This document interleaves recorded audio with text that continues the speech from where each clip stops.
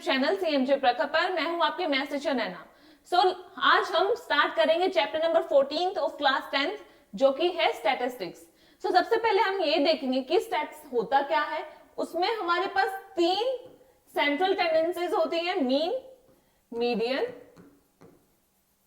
And mode. इनके बारे में हम पढ़ेंगे। देन इस पे बेस्ड एग्जांपल्स करेंगे और मीन में भी क्या है, तीन डिफरेंट मेथड्स पढ़ेंगे। First is direct method, second is assumed mean method and third is step deviation method.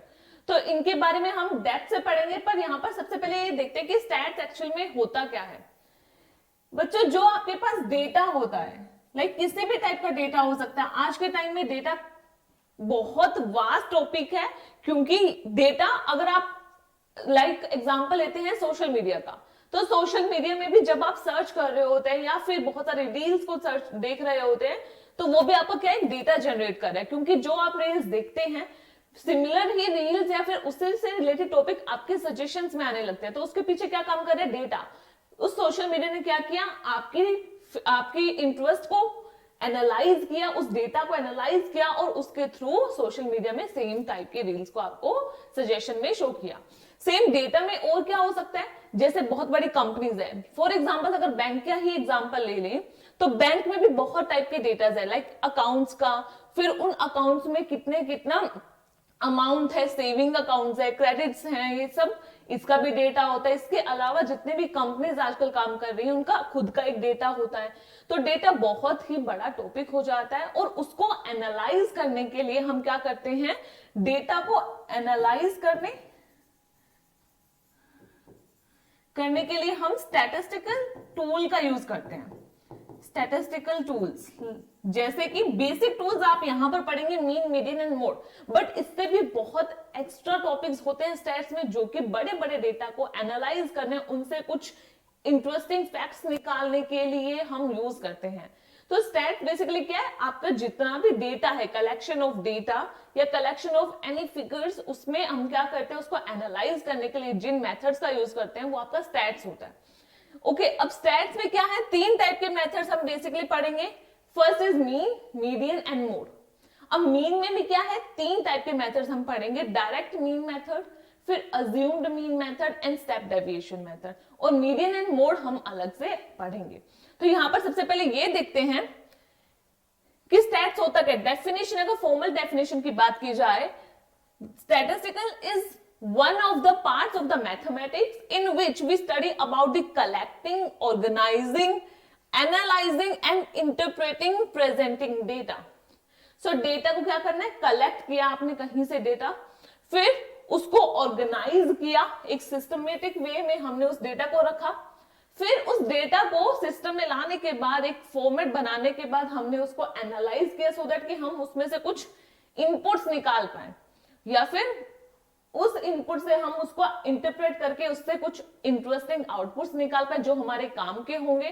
Then हम प्रेजेंट कर पाते हैं। प्रेजेंट कैसे करते हो, जैसे आपने ग्राफ बना दिया, ग्राफ भी बार ग्राफ हो गया या फिर पाई चार्ट, तो इनके थ्रू बहुत बड़ी कंपनीज क्या करती हैं, एनालाइज करती हैं अपने सिस्टम्स को, तो वहां से आगे प्रेडिक्शंस की जाती हैं। तो स्टैट्स क्या होगा, one of the parts of mathematics in which we study about collecting, organizing, analyzing, interpreting and presenting the data.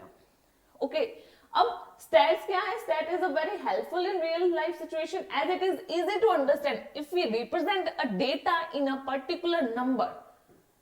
हमने क्या किया, डेटा कलेक्ट किया और उसको एक पर्टिकुलर नंबर में अरेंज किया, which represents all numbers.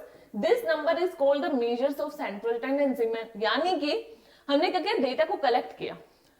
अब डेटा कलेक्शन से तो हम नहीं आइडिया लगा पाएंगे कि जो हमें आउटपुट चाहिए उस डेटा से, जो हमारा क्वेश्चन एक्यूरेट थे, उसके लिए हमने वो डेटा को कलेक्ट किया कहीं ना कहीं से, बट वहां से हमें आंसर्स भी तो चाहिए।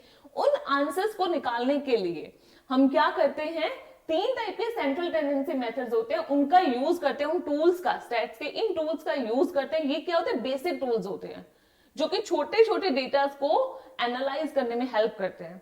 First is mean, second is median and third is mode. यहां पे आगे लिखा गया, there is a inferior relationship between the three measures of central tendency.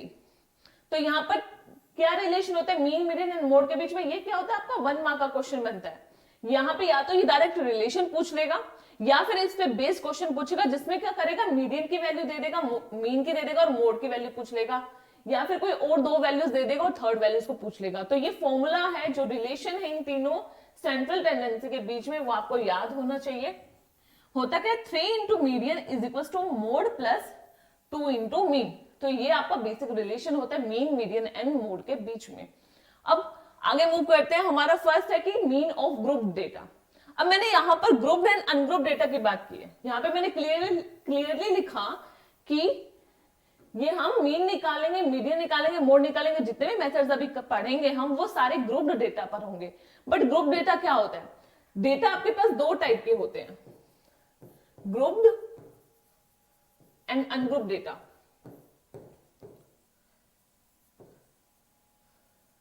अब ग्रुप्ड एंड अनग्रुप्ड में क्या होता है? अनग्रुप डेटा, लेट्स से मैंने कोई सर्वे किया कि जैसे किस घर में कितने बच्चे हैं, लेट्स से पर हाउस मैंने एक एरिया लिया, उस एरिया में हर घर पर जाकर पता किया कि उनके कितने बच्चे हो सकते हैं। तो यहां पर लेट्स से किसी घर में 1 था, फिर 2 बच्चे थे, किसी में 3 थे, फिर किसी में 1 बच्चा हो गया, फिर 2, फिर 2, फिर 3, ऐसे करके मैंने डेटा कलेक्ट कर लिया। ओके, तो यहां पर ये क्या है? एक अनग्रुप्ड डेटा है। जबकि अगर मैं इस डेटा को ग्रुप्ड में कन्वर्ट करना चाहूं तो मैं क्या लिखूंगी? एक रेंज सेट कर दूंगी कि जिस घर में 1 to 3 बच्चे हैं, वो नंबर ऑफ हाउसेस कितने हैं। Number of houses let's say 5 घर ऐसे निकले उस एरिया में जिनमें 1 to 3 के बीच में चिल्ड्रन है।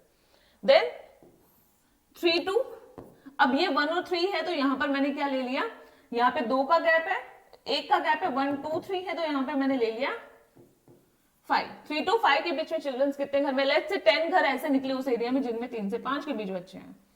तो इस तरह से मैंने क्या किया, इस अनग्रुप्ड डेटा को ग्रुप्ड डेटा में कन्वर्ट कर लिया, एक टेबुलर फॉर्म बना दी उसकी, सो दैट कि यहां से हम इजीली और जल्दी से ही इंटरप्रेट कर पाए इस डेटा को। क्योंकि यहां पर अनग्रुप्ड डेटा में क्या दिक्कत आती है, हम जल्दी से इंटरप्रेट नहीं कर पाते हैं, हम अरेंज नहीं कर पाते हैं, डेटा को अरेंज करने में टाइम लगता है।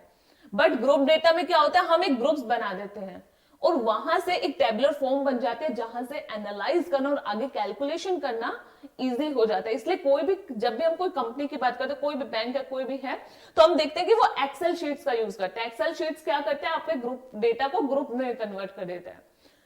तो वहां पर हम ग्रुप की बात करते हैं। अनग्रुप डेटा इन जनरल कहीं यूज नहीं हो रहा होता, बट आपने प्रीवियस क्लासेस में ये सीखा था कि अनग्रुप डेटा आप कैसे अनग्रुप डेटा से मीन मीडियन मोड निकालते हैं, वो भी आपने अपने प्रीवियस क्लासेस में सीखा। बट यहां पर हम ग्रुप डेटा पर ही पूरा डिस्कशन करेंगे। अब स्टार्ट करते हैं mean of group data. Mean कैसे निकालते हैं? लेट्स से यहां पर आप 2 टर्म्स दिख रहे हैं, एक्सआई एंड एफआई, जहां पे एफआई होता है फ्रीक्वेंसी और एक्सआई कुछ भी हो सकता है। लेट्स से कि ये नंबर ऑफ स्टूडेंट्स को रिप्रेजेंट कर रहा है, नंबर ऑफ हाउसेस को रिप्रेजेंट कर रहा है, किसी और टाइप के डेटा को रिप्रेजेंट कर रहा है। बट एफआई क्या होता है? फ्रीक्वेंसी। फ्रीक्वेंसी यानी कि वो जो ग्रुप बनाया वो कितनी बार रिपीट हुआ उस डेटा में, उसको हम फ्रीक्वेंसी बोलते हैं। कितना फ्रीक्वेंटली वो चीज वापस रिपीट हुई जब हमने उस अनग्रुप डेटा को ग्रुप में कन्वर्ट किया। अब यहां पे लिखे mean is equals to number of observations divided by sum of observations. तो यहां पर नंबर ऑफ ऑब्जर्वेशंस कैसे कैलकुलेट करेंगे? जितने भी एफआई एक्सआईज हैं इनको मैंने क्या किया, मल्टीप्लाई किया, जितनी वैल्यूज थे इनके बीच में 1 by 1 मल्टीप्लाई किया और फिर उनका टोटल कर दिया।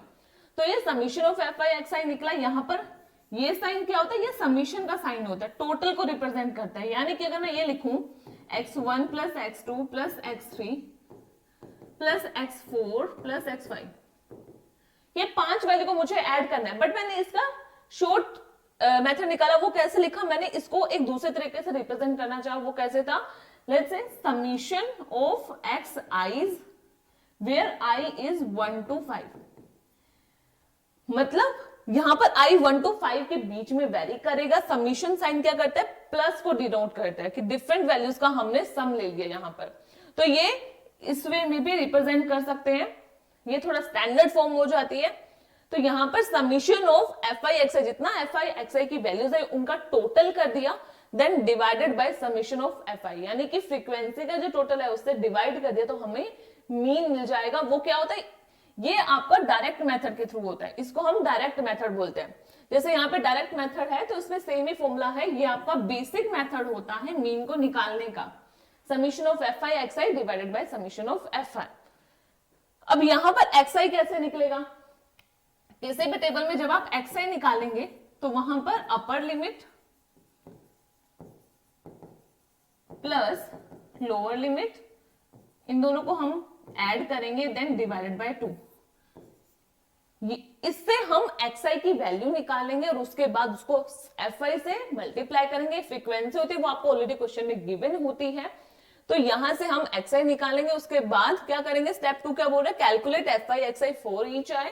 Then step 3 is calculate the mean using the formula mean, mean is equal to summation of F I divided by F I. तो यहां से हो जाएगा। अब इस पे बेस एग्जांपल देख लेते हैं, ये तो आपका फॉर्मूला था बट इस पे बेस एग्जांपल से हम इसे और अच्छे से समझते हैं। तो यहां पर एक क्लास इंटरवल गिवन है एंड नंबर ऑफ स्टूडेंट्स यानी कि फ्रीक्वेंसी गिवन है।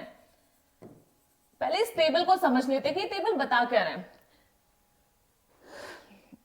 यहां पर ये देखो, लेट्स से ये मार्क्स को बता रहा है कि 10 to 25 मार्क्स हैं, वो कितने स्टूडेंट्स के आए। एक particular let's say class 10th की ही बात करते हैं, उसमें कोई टेस्ट हुआ और वो क्या था, 100 मार्क्स का टेस्ट था।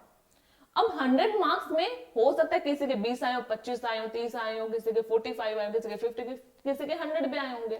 तो ऐसे में क्या किया, अब एक एक बच्चे को पकड़कर मार्क्स नोट करना मुश्किल हो जाएगा, तो हमने क्या किया, ग्रुप बना लिए।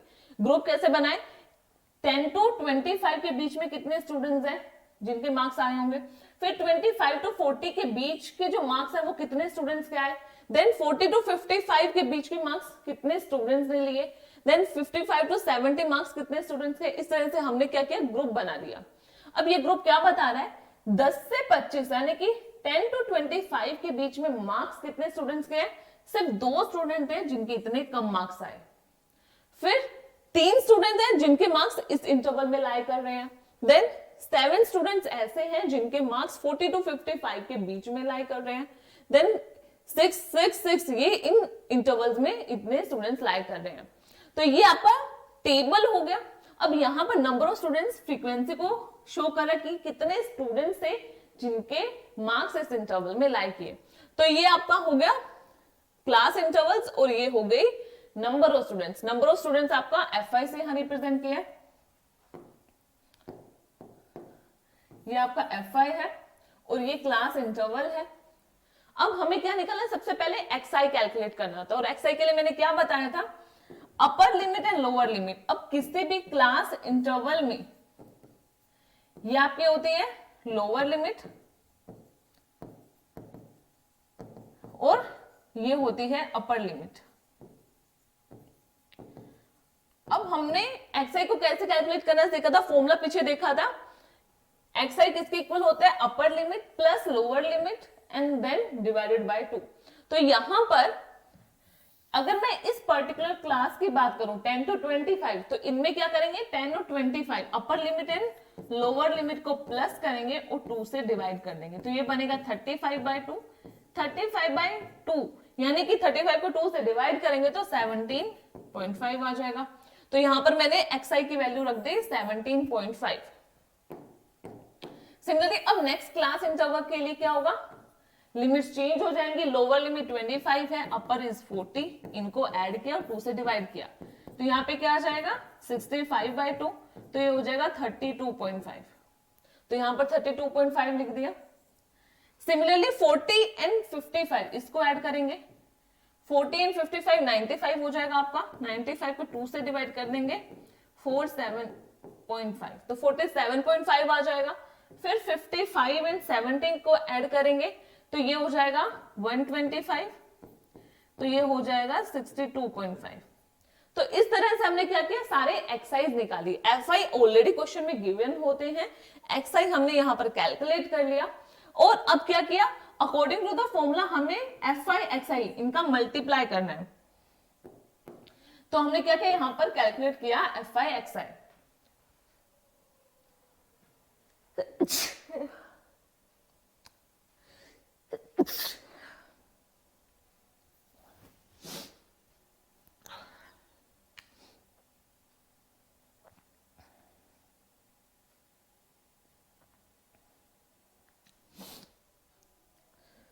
तो यहां पर एफ आई एक्स आई में क्या होगा, सबसे पहले हम क्या करेंगे, इस एफ आई को एक्स आई से मल्टीप्लाई करेंगे। तो यहां पर 2 इंटू 17.5 करेंगे तो 35 आ जाएगा। फिर 3 को इस एक्स आई से मल्टीप्लाई किया तो 97.5 आ गया। देन 7 को इससे मल्टीप्लाई किया तो 332.5 आ गया। सिमिलरली इन वैल्यूज को आपस में मल्टीप्लाई करके जो भी आंसर आया वो एफ आई इंटू एक्स आई वाली इस कॉलम में रख दिया। ओके, अब ये एफ आई एक्स आई आ गए।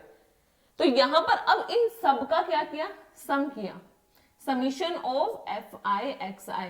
ये कितना आया 1860। इनका जब पूरा टोटल किया तो 1860 आया। और फॉर्मूले में हमें दो वैल्यू चाहिए थी, summation of F I X I and summation of F आई। अब फ्रीक्वेंसी का टोटल निकाल लिया, फ्रीक्वेंसी जो दी थी इसका टोटल निकाला वो 30 आया। तो अब हमने क्या किया, summation of F I X I जो आपका है 1860 divided by summation of F I 30 आया। तो ये कितना हो जाएगा 63। तो यहां पर मीन कितना आ रहा है, ओ सॉरी 62 आएगा। तो यहां पर मीन कितना आ रहा है 62 आ रहा है आपका। तो इस तरह से आप जो डायरेक्ट मेथड है उससे इजीली मीन को निकाल सकते हैं। अब बात करते हैं नेक्स्ट मेथड की, जो कि है आपका assumed mean method. Assumed mean method क्या कहता है, this is a method usually used when the numerical values of fi and xi are large due to which calculation become tedious and time consuming। यानी कि जब xi और fi की values बड़ी हो जाए थोड़ा, तो हम उस मेथड जो डायरेक्ट मेथड हो उसका यूज ना करके इस मेथड का यूज करते हैं assumed mean का, क्योंकि इससे वैल्यूज छोटी हो जाती है, कैलकुलेशन और इजी हो जाती है। अब इसमें होता क्या, स्टेप देखते हैं। First step, For each class interval calculate the class marks xi। तो सबसे पहले भाई xi को निकाल लेंगे, अपर लिमिट लोअर लिमिट को ऐड करके डिवाइडेड बाय 2 से। फिर चूज अ सुटेबल xi। अब बच्चे यहां पर कंफ्यूज होते हैं, जितने भी xi की वैल्यू, जैसे ये एग्जांपल है, मैंने क्या किया, अगेन वही एग्जांपल है तो 10 25 का xi हमारे पास ये आया था। फिर ये सारी वैल्यूज हमने ऑलरेडी प्रीवियस एग्जांपल में कैलकुलेट की।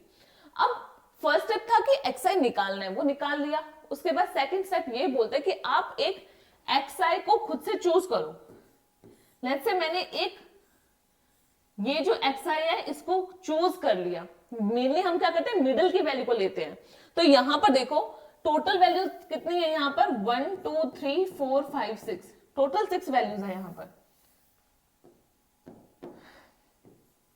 तो इसके अगर मिडल की बात करें तो ये दोनों मिडल में आ रही हैं। अब इनमें से आप कोई भी वैल्यू को ले सकते हो, क्योंकि मेथड का क्या नाम है, अज्यूम्ड मीन मेथड। यानी कि हम मीन वैल्यू निकाल रहे हैं लेकिन हम एक ऐसी वैल्यू को पहले ही अज्यूम कर लेते हैं as the mean.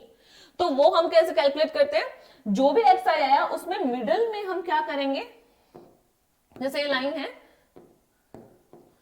Choose a suitable value of xi in the middle of the assumed mean and denote it by capital A। तो हम क्या करेंगे, जो एक्साइज की वैल्यू है उसमें मिडल में एक वैल्यू चूज करेंगे अज्यूम्ड मीन जिसे हम बोलेंगे, और उसे कैपिटल A से डिनोट करेंगे। तो यहां पे मैंने कैपिटल A कैसे लिया, 47.5 को।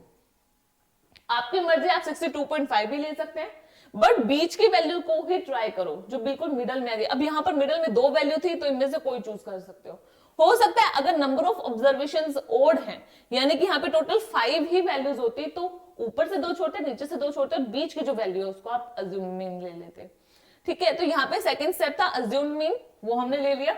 देन कैलकुलेट h क्या होता है, upper limit minus lower limit which is the same for all the classes. तो अब क्या करेंगे, h की वैल्यू कैसे कैलकुलेट करेंगे, क्लास इंटरवल में अपर से लोअर को माइनस कर देंगे। तो देखना बच्चों यहां पर क्या होता है, h की वैल्यू सेम ही आती है, यानी कि अगर मैं 25 में से 10 को माइनस करूं तो यहां पर 15 आ रहा है, और यहां पर 40 माइनस 25 करेंगे तब भी 15 आ रहा है। तो यानी कि h की वैल्यू हमेशा 15 रहेगी। ऐसा क्यों होता है, क्योंकि जब हम इंटरवल्स ले रहे हैं तो इनके बीच का डिफरेंस हमेशा सेम रहता है। सब में आप डिफरेंस निकालेंगे तो 15 आएगा। तो हम ग्रुप सेम इंटरवल के ही बनाते हैं ताकि कैलकुलेशन में कोई भी मिस्टेक्स ना हो, इसलिए ग्रुप हमेशा ऑर्गेनाइज्ड होते हैं, सेम इंटरवल के ग्रुप्स को हम लेते हैं। तो जितने भी आपके ग्रुप दिख रहे हैं वो सिर्फ 15 के गैप पर है, तो इसलिए h आपका होता है 15 यहां पर, तो h निकल गया। उसके बाद हम कैलकुलेट करते हैं ui। इसके बाद हमने क्या किया, अच्छा वहां पर आपका h आपका नेक्स्ट स्टेप में है, यहां पर हमें क्या करना है, सिर्फ xi की वैल्यू कैलकुलेट करनी है। उसके बाद क्या करना है, डेविएशन लेना है। डेविएशन क्या है, xi माइनस a, यहां से आप डेविएशन ले लेंगे। फिर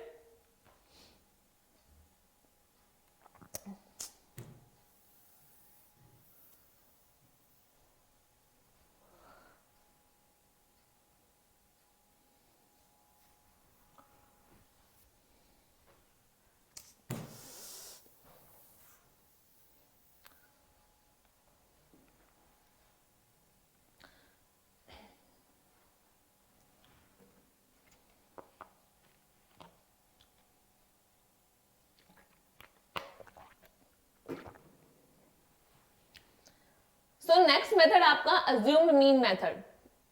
इसमें क्या बोला गया, this method is usually used when the numerical values of xi and fi are quite large to which calculation become tedious and time consuming.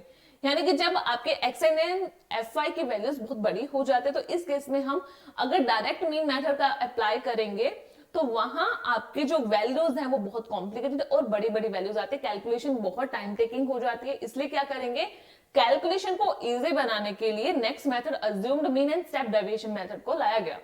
तो अज्यूम्ड मीन में पहला स्टेप क्या होता है, अगेन हमें क्या करना है, xi निकालना है। xi जितने भी वैल्यूज xi की आ रही हैं, जैसे कि इस एग्जांपल में लें तो यहां पर xi की क्या वैल्यू है, टोटल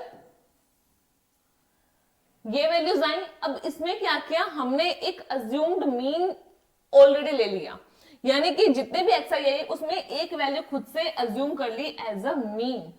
अब वो वैल्यू कौन सी चूज करोगे, जो मिडल में आ रही है, एकदम सेंटर में। अब यहां पर सेंटर में दो वैल्यूज आ रही हैं, क्योंकि ये नंबर ऑफ ऑब्जर्वेशन जो यहां पर हैं वो टोटल 6 है, वो इवन है, तो इसलिए बीच में दो वैल्यूज आ रही हैं। तो इनमें से आप कोई भी as a assumed mean choose कर सकते हैं, जिसे हम कैपिटल ए से डिनोट करते हैं।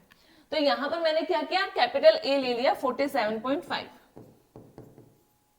ओके, ये आपका अज्यूम्ड मीन ले लिया और फिर क्या किया, डेविएशन कैलकुलेट किया। अज्यूम्ड मीन मानकर हमने ये वैल्यू कैलकुलेट की xi माइनस a, और फिर fi इंटू डी किया, then summation of fi di divided by summation of fi लिख सकते हैं यहां पर, एंड प्लस में जो अज्यूम्ड मीन किया उसको ऐड कर दिया। अब इसको एग्जांपल्स के थ्रू समझते हैं। मैंने यहां पर क्या किया, सबसे पहले xi निकाला, जो हम प्रीवियस मेथड में भी, प्रीवियस एग्जांपल में भी कर आए थे डायरेक्ट मीन मेथड में, कि यहां तक आपका स्टेप सेम था, xi और fi निकालना। अब एक्स्ट्रा क्या हुआ, यहां पर मैंने क्या किया, एक मीन अज्यूम किया जो कि है 47.5। आप 62.5 भी ले सकते हैं, वैल्यूज में आंसर में कोई डिफरेंस नहीं आएगा। तो यहां पर क्या किया, इसको मैंने एज अज्यूम कर लिया कि ये मीन है, मेरे इस पूरे क्वेश्चन का ये मीन लेकर चल रही हूं मैं, पहले से अज्यूम कर लिया। उसके बाद xi माइनस कैपिटल ए यानी कि 47.5 ये कैलकुलेट किया। 17.5 में से जब आप 47.5 को माइनस करेंगे तो माइनस 30 वैल्यू आएगी। देन इसमें भी माइनस 47.5 को माइनस करेंगे तो माइनस 15। 47.5 में से 47.5 को माइनस किया तो 0 आ गया। देन 15, 30 एंड 45, इस तरह से वैल्यूज आ गई। अब हमने क्या किया, अगेन fi, पहले हम fi xi करते थे, अब हम fi इंटू डी कैलकुलेट कर रहे हैं। तो ये fi एंड डी इसकी वैल्यूज को मल्टीप्लाई किया इन दोनों टेबल्स को, तो 2 इंटू माइनस 30 माइनस 60 आ जाएगा, 3 इंटू माइनस 15 माइनस 45, 7 इंटू 0 0 आ जाएगा, देन 6 इंटू 15 90 आ जाएगा, 6 इंटू 30 180 एंड 6 इंटू 45 270 आ जाएगा। तो ये हमारी वैल्यूज आ गई fi di की। अब इसके बाद क्या किया, इनका समीशन कर दिया, ये जितनी भी वैल्यूज इनका टोटल निकाला तो आया 435। अब क्या किया, 435 को डिवाइड किया summation of fi which is 30, और उसमें जो मानकर हम चल रहे थे मीन, अज्यूम करके चल रहे थे जिस वैल्यू को एज अ मीन, वो थे 47.5, उसको कर दिया ऐड। तो यहां पर जब आप इसको डिवाइड करेंगे तो वैल्यू आ जाएगी 14.5, इन दोनों को ऐड करेंगे जब आप तो वैल्यू आ जाएगी 62। तो इस तरह से आपको ये मेथड यूज करना है, जहां पर क्या करना है, एक्सआई तक हमारा स्टेप सेम रहेगा, तीनों ही मेथड में हमें एक्सआई तो निकालना ही है। अब यहां पर एक्स्ट्रा क्या हुआ, एक वैल्यू एज अ मीन हमने अज्यूम कर ली ऑलरेडी, और फिर एक्सआई माइनस अज्यूम मीन को हमने इनमें सब्ट्रैक्ट करके वैल्यूज निकाली और F I D I calculate किया, और फिर इस फॉर्मूले का यूज कर दिया। यहां पर ये जो फॉर्मूला दिख रहा है आपको, इस फॉर्मूले का यूज करके हमने फाइनल मीन निकाल दिया।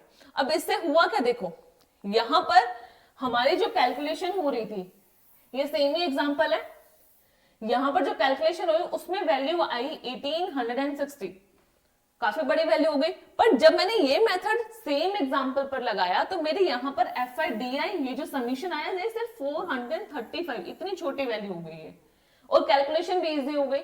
तो यहां पर इसलिए इस मेथड का यूज किया गया, क्योंकि जब आपके क्या होते हैं, वैल्यूज बड़ी हो जाती है, तो इस टाइप के मेथड्स को यूज करना ज्यादा इजी होता है कंपैरेटिवली डायरेक्ट मीन मेथड, वो वैल्यूज को और बड़ी कर देता है। यहां पर वैल्यूज आपकी कहीं ना कहीं छोटी हो जाती है, तो कैलकुलेशन इजी हो जाती है। अब बात करते हैं मीन के लास्ट मेथड पे, स्टेप डेविएशन मेथड। अब स्टेप डेविएशन मेथड में क्या है, this method is also used to simplify calculation in the process of computing the mean. It is particularly used when the values of xi minus ai are large and divisible by the class size. Class size क्या होता है, जो आप h निकालेंगे यहां पर उसको हम क्लास साइज बोलते हैं। इसमें क्या बोला गया, जो वैल्यूज बहुत बड़ी हो जाती हैं, कुछ एक्स्ट्रा ही बड़ी हो जाएंगे, तो उस केस में हम इस मेथड का यूज करते हैं। फर्स्ट स्टेप क्या होता है, सेम xi निकालेंगे हम, अपर limit plus lower limit divided by 2। फिर नेक्स्ट स्टेप में अज्यूम मीन करेंगे, कैपिटल ए की वैल्यू निकालेंगे अज्यूम मीन की, एक्सआई का जो मिडल वैल्यू होगी उसको हम एज ए लेकर चलेंगे। फिर थर्ड स्टेप में क्या किया, क्लास साइज निकाला। क्लास साइज क्या होता है, एच से डिनोट करते हैं, लोअर लिमिट में से माइनस करेंगे, अपर लिमिट में से लोअर लिमिट को माइनस कर देंगे, तो कैपिटल एच या फिर इसको स्मॉल एच से डिनोट करते हैं, जिसे क्लास साइज बोलते हैं, वो आपका आ जाएगा। इसके बाद पहले आप क्या करते थे, डेविएशन निकालते थे xi माइनस ए। अब उस डेविएशन को हर वैल्यू के लिए h से डिवाइड करते चलेंगे। तो और अब इसमें क्या किया, इसको फिर हमने डिफाइन किया ui, क्योंकि ये मेरा क्या था, इतना पार्ट हमारा प्रीवियस मेथड के अकॉर्डिंग di था, डेविएशन था, उस डेविएशन को डिवाइड कर दिया h यानी कि क्लास साइज से, और उसे हमने ui से डिनोट कर दिया। तो अब हमने fi ui निकाला, summation of F I U I निकाला और समीशन ऑफ एफ आई निकाला, फिर इस फॉर्मूले की हेल्प से मीन निकाला। तो ये क्या है, summation of F I U I divided by summation of F I into H plus A. इतना फॉर्मूला तो हमारे पास कहीं ना कहीं था, जहां पर हम डेविएशन लिख रहे थे, यहां summation of F I D I divided by summation of F I plus A. अब एक्स्ट्रा क्या होगा, यहां पर डेविएशन लेकर यू आई लिया और उसको h से भी मल्टीप्लाई किया हुआ है, जो हम क्लास साइज लेकर चल रहे हैं उससे भी मल्टीप्लाई किया। इस तरह से इस फॉर्मूले से हम मीन निकाल सकते हैं। अब सेम एग्जांपल को इसी मेथड से भी करते हैं। तो इसमें क्या बोला गया, सेम एग्जांपल है, fi और xi, यहां तक हम ऑलरेडी प्रीवियस एग्जांपल में अच्छे से समझ चुके हैं कि xi कैसे निकालना है। 10 प्लस 25 किया, डिवाइडेड बाय 2 किया, तो xi आ गया। इस तरह से सारे xi कैलकुलेट कर चुके थे। डेविएशन भी हमने कैलकुलेट किया था। डेविएशन कैसे लिया था, जितने भी एक्साइज हैं उसके मिडिल वैल्यू को ले लिया, जो कि है 47.5।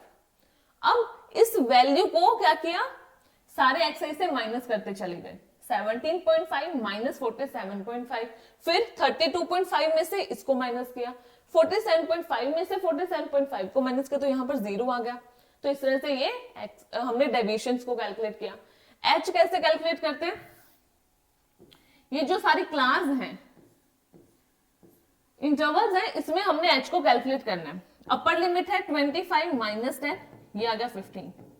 नेक्स्ट के लिए भी क्या किया, 40 माइनस 25 करेंगे तो 15, यहाँ पे भी 15। सारी वैल्यूज सारी क्लास इंटरवल के लिए h जो है वो सेम रहता है। ऐसा क्यों होता है, क्योंकि क्लास इंटरवल जो ग्रुप बना रहे होते हैं तो वो सेम इंटरवल का बनाते हैं, सेम गैप का बनाते हैं, ताकि हमारा जो डेटा है वो एक सिस्टम में चले।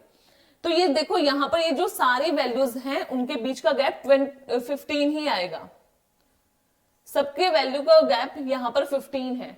तो ये मेरा ऑर्गेनाइज ग्रुप डेटा है, तो इसलिए यहां पर h की वैल्यू 15 है। h की वैल्यू क्या है, 15। अब डेविएशन को डिवाइड किया h से, यानी कि -30 डिवाइडेड बाय 10, -30 डिवाइडेड बाय 15, तो -2 आ जाएगा। फिर -15 डिवाइडेड बाय 15, -1, 0 डिवाइडेड बाय 15, 0, फिर 15 डिवाइडेड बाय 15, 1 हो जाएगा। 30 डिवाइडेड बाय 15 2 हो जाएगा। 45 डिवाइडेड बाय 15 3 हो जाएगा। तो इस तरह से क्या क्या वैल्यूज आ गई, ui की क्या वैल्यूज आई, -2, -1, 0, 1, 2, 3। अब फॉर्मूला क्या बोल रहा है कि fi ui कैलकुलेट करो, तो यहां पर fi ये है, ui ये है, तो यहाँ पे 2 इंटू -2 किया -4, देन 3 इंटू -1 किया -3 वैल्यू आई, 7 इंटू 0 किया तो 0 आया, 6 इंटू 1 किया तो 6 आ गया, देन 6 इंटू 2 किया तो 12 आया, 6 इंटू 3 किया तो 18 आ गया। तो यहाँ पर ये देखो कि वैल्यूज कितनी छोटी हो रही है कंपैरेटिवली। प्रीवियस मेथड यहाँ पर था -60, कुछ वैल्यूज छोटी हो गई थी, बट यहाँ पर 35, 97, 332 इस टाइप की वैल्यूज आ रही थी। तो ये वैल्यूज थोड़ा बड़ी थी, ये उससे थोड़ा छोटी हुई जब हमने second assumed mean method use किया। स्टेप डेविएशन में देखिए कि बिल्कुल ही छोटी छोटी वैल्यूज आ रही है। तो अब आप इजिली समझ पा रहे हैं कि ये मेथड हम क्यों यूज कर रहे हैं जब डेटा की बात आती है, बड़े नंबर्स वाले डेटा की बात आती है। तो यहां पर इनका टोटल क्या, तो सिर्फ 29 ही बन रहा है। तो यहां पर अब क्या किया, फॉर्मूले के according fi ui divided by fi ui जो की वैल्यू आ रही है, टोटल उनका सम आ रहा है 29 divided by summation of fi which is 30 into h हमारा था 15 प्लस a हमारा हमने अज्यूम किया 47.5। तो 15 2 जा 30, 2 1 जा 2, 2 4 जा 8.5, तो यहाँ पर 47.5 प्लस 14.5 किया। तो यहां पर जब ये वैल्यू कैलकुलेट की तो वैल्यू आई 62। अब इन तीनों मेथड में एक चीज देखिए कि हर बार हमारा जो मीन है वो 62 ही आ रहा है। वैल्यू जो कि फाइनल आंसर है हमारा, उसमें कोई भी डिफरेंस नहीं है, चाहे हम कोई भी मेथड लगाएं। यहाँ पे भी 62 आया, और जो बेसिक मेथड है डायरेक्ट मेथड, उसमें भी वैल्यू तो 62 ही आई मीन की। बट डिफरेंस क्या है, यहां पर वैल्यूज बहुत लेंथी आ रही थी, फिर इसमें थोड़ा कम हुई, थोड़ा इजी यहां पर नंबर्स आए। फिर जब हमने last method step deviation method use किया तो उसमें बहुत ही छोटी छोटी वैल्यूज आ गई, लाइक 4, 3, 2, 6। इसको हम इजिली ऐड भी कर सकते हैं, फिर इससे डिवाइड भी इजिली हो जाती है चीजें। तो इसलिए यहां पर तीनों मेथड्स में कौन सा बेस्ट मेथड है, जब हम बड़े डेटा की बात करेंगे, बहुत लार्ज नंबर्स आ जाएंगे, तो हम स्टेप डेविएशन मेथड का ही यूज करते हैं। कर तो आप डायरेक्ट मेथड भी सकते हैं, लेकिन उससे कैलकुलेशन बहुत लेंथी हो जाती है, बहुत टाइम टेकिंग हो जाती है। इसके अलावा अज्यूम्ड मीन मेथड भी आप यूज कर सकते हैं। तो ये तीनों मेथड में से कोई भी मेथड यूज कर सकते हैं। अगर आपको क्वेश्चन में ऑलरेडी मेंशन होगा कि इसी मेथड से करना है, तब आपके पास कोई ऑप्शन नहीं है। पर अगर मीन निकालने की बात आएगी तो वो आप पर डिपेंड करता है कि आप तीनों में से कौन सा भी मेथड यहाँ लगा सकेंगे। तो इस तरह से यहाँ पर ये तीनों मेथड्स हो गए। अब कुछ रिमार्क्स हैं। रिमार्क्स क्या बोल रहे हैं, the result obtained by all the three methods is the same, so the choice of the method to be used depends on the numerical value of xi and fi.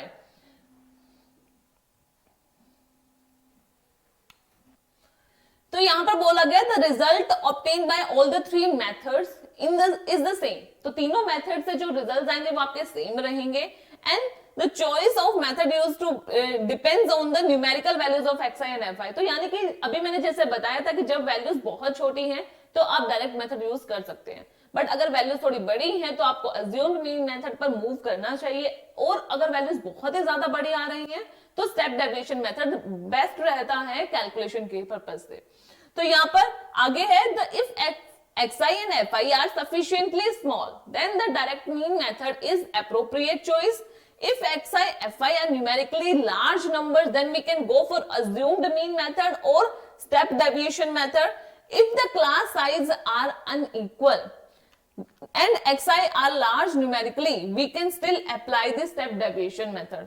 अब यहां पर अगर unequal class size है, class size यानी कि जब अब अपने यहां पर 10, 25, 25 टू 40 ये वाले जब क्लास इंटरवल देख रहे थे, ये क्या थे 15, 15 गैप पर थे. जैसे एग्जांपल था तो इसमें 15, 15 गैप था सभी में. बट कई बार क्या होता है कि लेट्स से यहां पर 26, 40 कर दिया तो ये 15 हो गया, यहां पर 14 गैप आता, यहां पर लेट्स से कोई 13 गैप आ रहा होता, तो अनइक्वल क्लास साइज होती. ऐसे केस में हम स्टेप डेविएशन मेथड का ही यूज करते हैं कैलकुलेशन के लिए. अब मूव करते हैं एग्जांपल 1 की तरफ, जो कि क्या है, क्या ये ग्रुप डेटा है?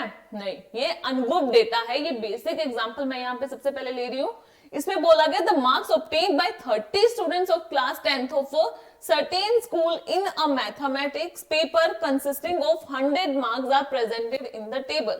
Find the mean of the marks obtained by the students. तो क्या करना है यहाँ पे मार्क्स ऑब्टेन 10 मार्क्स कितने स्टूडेंट्स के आए? 1 के. 20 भी एक स्टूडेंट के आए. 36 मार्क्स आए 3 स्टूडेंट्स के. 40 मार्क्स आए 4 स्टूडेंट्स के. 50 मार्क्स आए 3 स्टूडेंट्स के. इस तरह से ये सारे डेटा हमें गिवन है टेबुलर फॉर्म में, और ये क्या है, अनग्रुप डेटा है. तो यहां पर क्योंकि अनग्रुप कैसे हुआ, एक पर्टिकुलर मार्क्स के लिए इन्होंने स्टूडेंट्स को बोला. 36 मार्क्स आए तो 3 स्टूडेंट्स ऐसे थे, फिर कहीं जाकर 56 आ रहे हैं, फिर 72. इस तरह से ये अनग्रुप डेटा है, ग्रुप नहीं बनाया गया. अब इसका मीन निकालना है, तो मीन निकालने का सिंपल सा मेथड है. xi हमारे पास है, क्योंकि ग्रुप डेटा में हम xi कैसे निकालते हैं, क्लास इंटरवल में जो अपर लिमिट लोअर लिमिट उनको ऐड करके 2 से डिवाइड करते हैं, तो वहां से हमारा xi आता है. बट यहां पर जब अनग्रुप डेटा है तो हमें ऑलरेडी xi की वैल्यू दी होती है, fi की भी वैल्यू दी होती है. हमें क्या करना है, अब डायरेक्टली इनको मल्टीप्लाई करके वैल्यूज लिखते जाना है. तो जैसे ही 10 इंटू 1 किया तो 10 आ गया, 20 इंटू 1 किया तो 20 आ गया, फिर 36 इंटू 3 किया तो 108 आया, 40 को 4 से मल्टीप्लाई किया तो 160 आया, 50 को 3 से किया 150 आ गया. इस तरह से ये सारी कैलकुलेशन की सारी वैल्यूज यहां आ गई. इनका क्या कर दिया, summation of fi xi divided by summation of fi. ये हमें कैलकुलेट करना है. ये क्या होता है, डायरेक्ट मेथड होता है. तो यहां पर हमने समीशन ऑफ fi xi निकाला, जो कि ये आ रहा है 1779. 1779 को डिवाइड किया fi of summation of fi से, जो कि 30 आ रहा है, तो ये हो गया डिवाइडेड बाय 30. जब इनको कैलकुलेट करेंगे तो क्या वैल्यू आ रही है, 59.3. तो ये आपका ग्रुप्ड डेटा का नहीं है, अनग्रुप्ड डेटा का ये एग्जांपल है.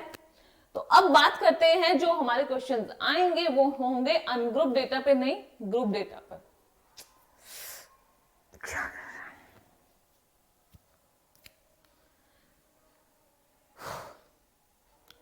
तो अब हम बात करते हैं अपने नेक्स्ट एग्जांपल में, जो कि क्या है, ग्रुप्ड डेटा पर है, और इसी टाइप के क्वेश्चंस आपके एग्जाम में आएंगे. तो यहां पर बात कर रहे हैं the table below givens the percentage distribution of a female teacher in the primary schools of a rural area of various states and union territories of India. Find the mean percentage of female teacher by all the 3 method discussed in this section.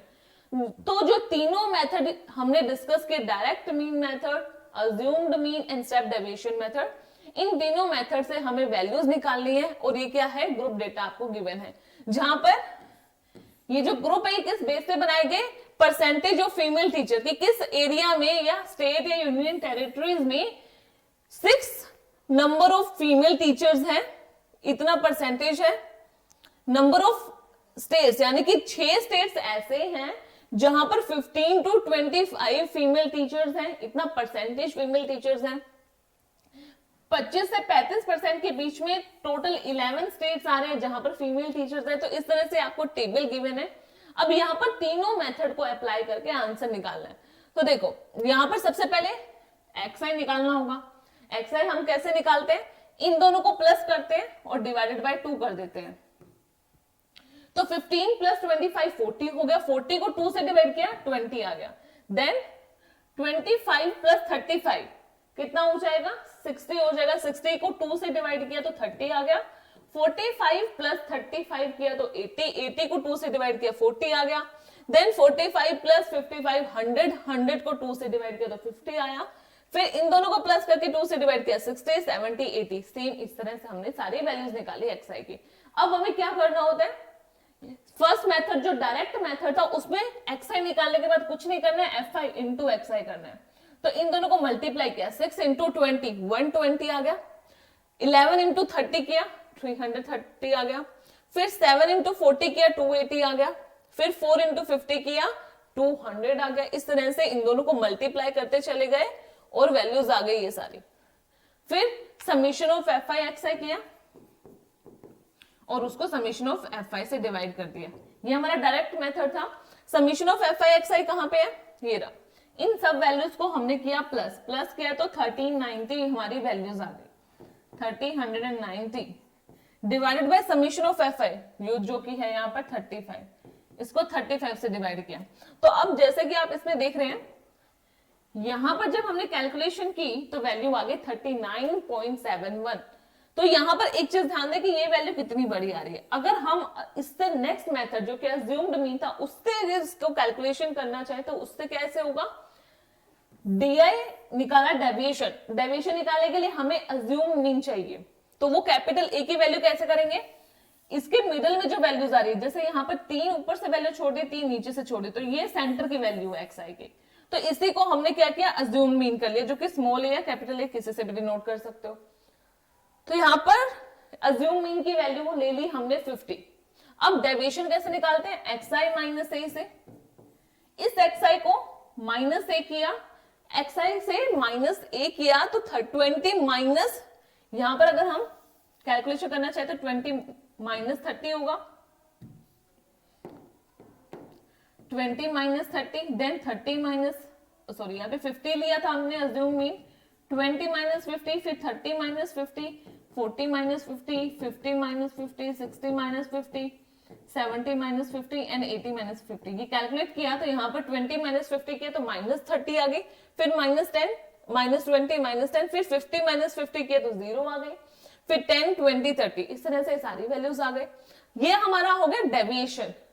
Deviation निकलने के बाद हमें क्या करना था, fi into D करना होता था सेकेंड मेथड में। तो fi इंटू डी किया तो ये सारी वैल्यूज आई। जहां यहां पर डी क्या है, माइनस 30, माइनस 30 इंटू 6 किया तो माइनस 180 आएगा। fi इंटू डी, अब इन वैल्यूज को मल्टीप्लाई करना है तो 6 इंटू माइनस 30 माइनस 180 आ गया। 11 इंटू माइनस 20 माइनस 220 आ गया, ये वैल्यूज आ रही है आपकी। फिर 7 इंटू 40 किया और 7 इंटू माइनस 10 किया तो माइनस 70 आ गया। फिर 4 इंटू 0 किया तो 0 आ गया। फिर 4 इंटू 10 किया तो 40, 2 इंटू 70 किया तो 140 आया यहाँ पर, और 2 इंटू 20 किया तो 40 आया। फिर 1 इंटू 30 किया तो 30 आ गई। ये सारी वैल्यूज आ गई fi इंटू डी करके। अब यहां पर इनको कर दिया प्लस, प्लस किया तो वैल्यू आई माइनस की 360। माइनस की भी वैल्यूज आ सकती हैं, इसमें कोई घबराने वाली बात नहीं है। तो यहां पर माइनस 360 आपकी वैल्यू आई। अब फॉर्मूला क्या बोल रहा था, ये आपका फॉर्मूला था अज्यूम्ड मीन का, fi इंटू डी का समीशन, वो आ रहा है माइनस 360। तो माइनस 360 पुट किया divided by summation of fi which is 35 और प्लस कर दिया अज्यूम मीन को विच इज 50। तो यहां पर इस पूरी कैलकुलेशन को जब सोल्व किया तो वैल्यू अगेन 39.71 ही आएगी आपकी। अब बात करते हैं last method step deviation method की। उसमें एक्स्ट्रा क्या होता है, जो भी हमने डेविएशन निकाला उसको h से डिवाइड करना होता है। और h क्या होता है, क्लास साइज। और क्लास साइज कैसे निकलते हैं, इनके इंटरवल्स को देखो, सभी के बीच में 10 का गैप है। तो h कैसे निकालते हैं, upper limit minus lower limit. तो यहाँ पर 25 माइनस 15 किया तो 10 आया। तो इस तरह से सबकी वैल्यू h की जो है वो 10 आ रही है। तो यहाँ पे जो डेविएशन निकाला उसको h से डिवाइड किया तो माइनस 30 को 10 से डिवाइड किया माइनस 3, माइनस 20 को 10 से डिवाइड किया माइनस 2, फिर माइनस 10 को 10 से डिवाइड किया माइनस 1। इस तरह से सारी वैल्यूज आ गई। अब ui हमारे पास आ गया। लास्ट में हम क्या करते थे, अब लास्ट मेथड में fi इंटू ui कैलकुलेट करते थे। तो fi इंटू ui यानी कि 6 इंटू -3 -18, 11 इंटू -2 -22, फिर 7 इंटू -1 -7, फिर 4 इंटू 0 0 आ गई वो वैल्यू, फिर 4 इंटू 1 किया तो 4 आ गया, 2 इंटू 2 किया तो 4 आ गया, एंड 1 इंटू 3 किया तो 3 आ गया। तो यहां पे देखो समीशन ऑफ fi ui क्या आया, सिर्फ -36 आ रहा है, इतनी छोटी वैल्यू आ रही है इस मेथड से। तो यहां पर इस फॉर्मूले का यूज करेंगे हम, ये रहा आपका formula, summation of fi ui आ रहा है आपका -36 divided by summation of fi which is 35 into h आपका था 10, प्लस में हम कर रहे थे अज्यूम्ड मीन विच इज 50। तो जब इसको कैलकुलेट करेंगे पूरी वैल्यू को तो अगेन 39.71 ही आपकी वैल्यू आएगी।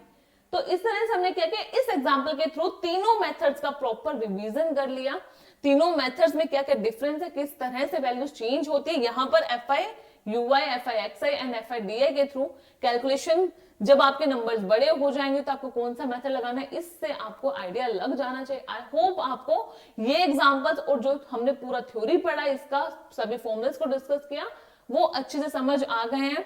सो आई होप आपको जितने भी मेथड्स अभी हमने इस एग्जांपल के थ्रू समझे और बाकी हमने जो पूरा थ्योरी पढ़ा एग्जांपल्स के थ्रू, उन मेथड्स को एक एक करके डिस्कस किए, वो सब अच्छे से समझ आ गया है।